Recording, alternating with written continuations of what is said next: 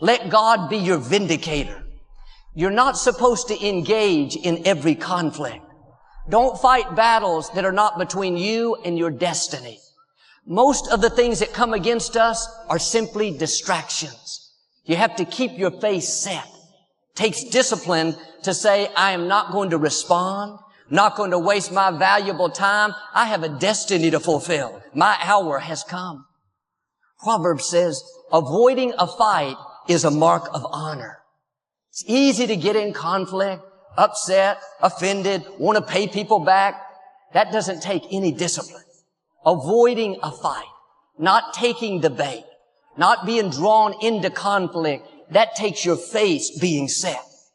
The next time something comes against you, ask yourself, is this a battle worth fighting, or is it simply a distraction? Sometimes you stay busy to stay out of your own head.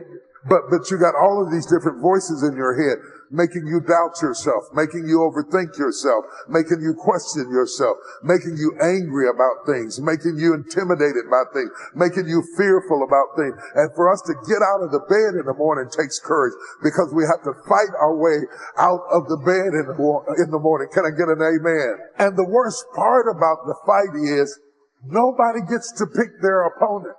Nobody gets to choose, I want to wrestle with insecurity. I pick intimidation. By the way, it's not necessarily a sign of strength. Can be a sign of weakness, because you only feel safe when you're in control. No one gets to pick what they're fighting with. If I could pick my opponent, I would pick something that was easy and nice and simple and publicly acceptable. But most of us wrestle with demons we can't talk about. Most of us wrestle with demons that we can't trust even with close associates. Most of us wrestle with demons that we can't even trust with our own family members. We don't even talk to ourselves about some of the things that drive us, provoke us, intimidate us, worry us, upset us. This woman had a demon in her house. Now, it's bad to have one at work, but you leave work. When you got one in your house, when you are sleeping with the enemy, all the people under 40 look confused. They don't know what I'm talking about. Sleeping with the enemy. When the demon is in when you are related, this woman's dilemma is complicated, because on one hand, she is clearly against the demon, but the demon has got her daughter, and she is clearly for her daughter.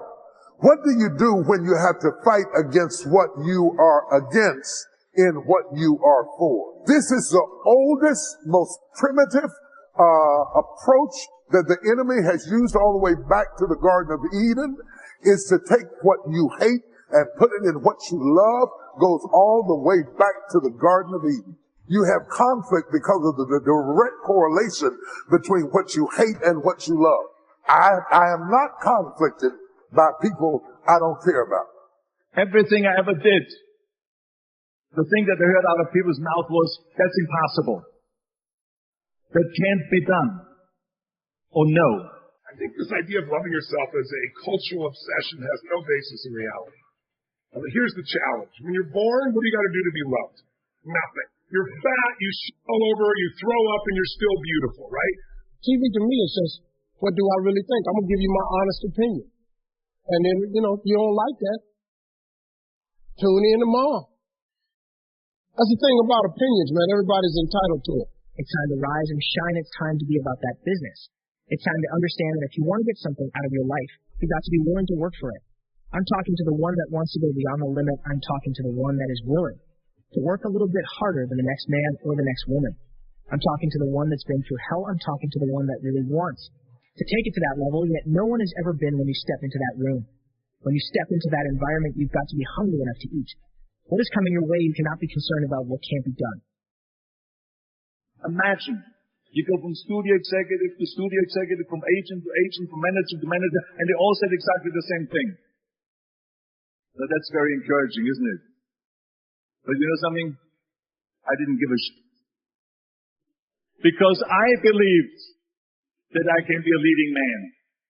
I believed that I could be another Clint Eastwood, or another Burt Reynolds, or another Warren Beatty, or whatever those characters were, Charles Bronson, and so on. I believed that I could be those people. I said, there's enough room on that ladder. that I can fit up there. And I look back again and learn from what I learned in sports. In 2 or 3 years from now, when they go to recruit people, they're going to be able to walk into a living room or see a family and go, I can promise you this. You want your son to come work hard? You want him to change his identity? You want him to build some real character? Well, we started with the program right here. We became the hardest working team in the country. And by the way, everybody knows it. You go talk to anybody who plays our boys, they'll tell you right now, they don't get outworked. We don't give away at bats. We grind. We're dirty. We're a dirty bunch of boys. We work hard. We hit the gym. You don't want to work hard, you're coming the wrong place. That's what needs to happen in this room. That will transform this program. You have the great facilities. You have an unbelievable ballpark. You got great coaches. In my case, in bodybuilding, it's all about the hard work that you put in. I said to myself, in bodybuilding, I worked out 5-6 hours a day. I'm going to do the same thing now for acting. So whenever someone said to me, it can't be done, I heard, it can be done. When they said no, I heard yes. When they said it's impossible, I heard it is possible. Because I am a strong believer. Well, I'm going to be the one, I said to myself, I'm going to do it and I'm going to show it to them. Maybe it has never been done before. That's perfectly fine with me. But I'm going to do it. And I did not listen to the naysayers. So people always ask me, when they saw me in the gym in the pumping iron days, they said, why is it that you're working out so hard? 5 hours a day, 6 hours a day, and you have always a smile on your face. Great coaches. Trust me. I'm around a lot of good programs. I know great coaches when I see them. Let me tell you what they all have in common. You're great coaches. The way they speak of their boys, of the young men, when they're not in your presence. And the things they want to see happen to you. These 2 dudes I spent the day with, they love you guys. They're excited about you. You new guys, they're excited about you. Okay? They want you to do well. They want you to do well past baseball, but they want you to do well in baseball. They're also both great players. Okay? Look at this facility. When I was here, we met at Billy Hebert Field's locker room with the 3rd floor. There was not a carpet on the floor. We would change outdoors when I played baseball here. Literally, outdoors. We changed outside. Someone should have grabbed me and said, hey man, when BP's over, stay. You need the extra work. Build that muscle. Max out practice. Max out the gym session. Max out the ground ball drill. Max out little stuff like you outfielders. What if every outfielder on this team just got better freaking jumps? You need to be focused on what must be done if you feel that you are not in a position to do it then. Why show up in the first place? You got to understand that it takes great passion and determination. To get to the level where you want to be, but you've got to understand the difference between levels. And going beyond them, you can't stay in one place and expect to get to the next place. You can't look at the sky because beyond the sky, there's a great big universe. Now what are you going to do about it? Are you prepared to push? Are you prepared to work? Are you prepared to dig? You got to fight. You got to push. You got to give everything you have, because I tell you, this weakness won't save you. All you need is the power, the strength, and the tenacity. Give it everything. But the point is, in the beginning you do nothing, and then the oxytocin wears off, and suddenly you do the same, scream or yell, throw your food, and now you get yelled at or hit, or the worst one of all, you get ignored. And then fear enters your body. And then the rest of your life you're looking for, how can I get this unconditional love? Human beings have the longest period of dependency for survival of any creature other than other primates. Whales will be dependent for a year, birds for a few weeks, and boom, get your ass out there and fly. You know, it's a different world. We have this long dependency. It's just the nature of how we are. And I thought to myself, so why don't we just have unconditional love all the time? And I think my answer is because then you never grow or give anything in life. You think everything's about you. I was watching Joel Osteen on TV one day, and he said, people's opinion of you is none of your business, nor should you make a change. You get in a lot of trouble worrying about what somebody think about you, when really, what difference do it make? Whether they wrong or right, what difference do it make? The majority of people who have a negative viewpoint of you really don't even know you. What I found about being successful is, it wasn't me who changed. It was people's opinion of me that changed. You know, I got more, but I'm same dude. But your opinion of me has changed. You got to have the love for your grit, have the love with every rep that you push out, and understand it is up to you, Get. For most of everything that you work so hard for now, you got to also understand this. It ain't going to be easy. It's not going to be a walk in the park. There's always more to give. You got to be willing to sacrifice. You've got to be willing to hurt. You've got to be willing to yell out whatever it takes to keep pushing forward. Don't you give up on your life. Don't you give up on those reps. Don't you give up on giving it what it takes to get the most of yourself. If you believe in your possibilities, then make it work for you.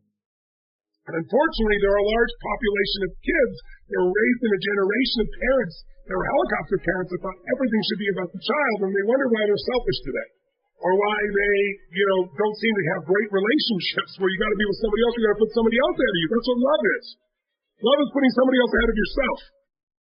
Loving yourself usually comes from most human beings by starting to have a value and just appreciating people not because of what they do, not because of what they have. It's because you feel their essence. And it's easy to do that with somebody you love than it is with yourself, but when you start to with somebody else and you're not judging, you're truly loving them, then it's much more natural because you're already doing the loving. You're not getting it from somewhere else. Someone may say something, look at you a certain way as a trigger, but all love is self-love. It's bullshit, I don't love myself. If you've ever been someone who felt love, you loved yourself. They didn't love you. They said something, they did something with their eyes, and you used that as a trigger to release love inside of you. Now you say, I think I'm all that. When in actuality, I really am humbled by all this. I really can't believe God let me have it. I really do understand that I am here but by the grace of God. I'm clear about that. I am so clear about that. It ain't me. It's not me. See, I know the decisions I made, and I know how it got me where I got to. I know how my life turned out when I gave it over to Him. I gave my life to God. Now, I may not be the Christian you think I ought to be, but once again, your opinion of me, it doesn't matter to me. I've just learned not to allow people's opinion of me to bother me or stop me. Publicly, man, I've been ridiculed and ate alive on that internet. You this, he think he this, I can't stand him. If you believe that weight is too heavy, then you won't push it. If you believe that when you're running a thong and you want to give up, you better find another way and push harder than you've ever pushed. Don't get tired, don't get weak. Find a way and make the way push your body. Push your mind, push your soul, and give it everything you got because someone else out there may want a little better than you do now if you say what you were, then be what you need to be. If you want to get something out of life, then fight for your life. When you're in that gym, find a way to go beyond that limit. Find a way to push your body. It is your body. It is yours. You own it. It belongs to you. The time that you have in this world, you only got a short time. Let the time count.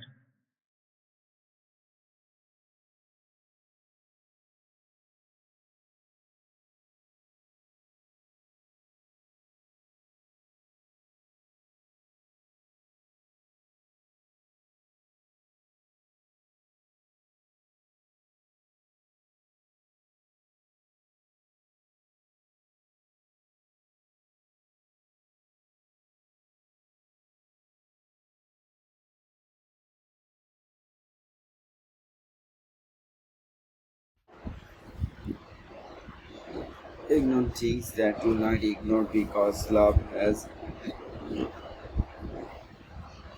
new way of surviving pain. You have been given all of all for one purpose strong in you.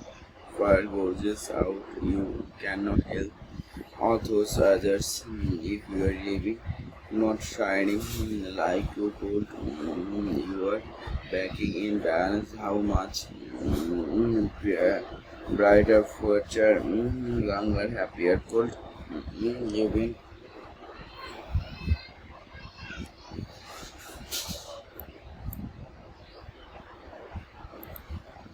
I'm saying take care of your temple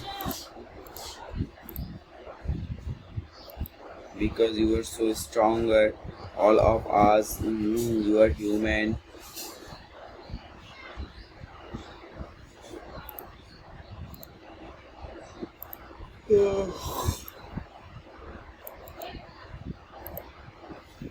Was on the verses of calls, same call is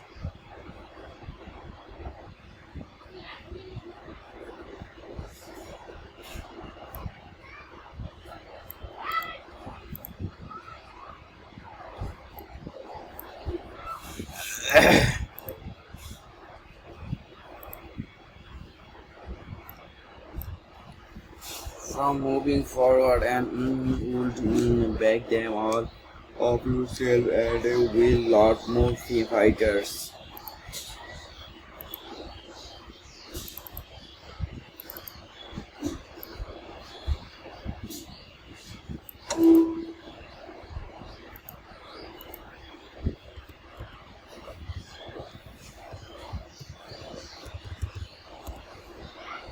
To be loved nothing because your mother on drugs, natural drugs, oxytocin, and so you look like a lizard. She thinks she's over to throw up and you are still beautiful.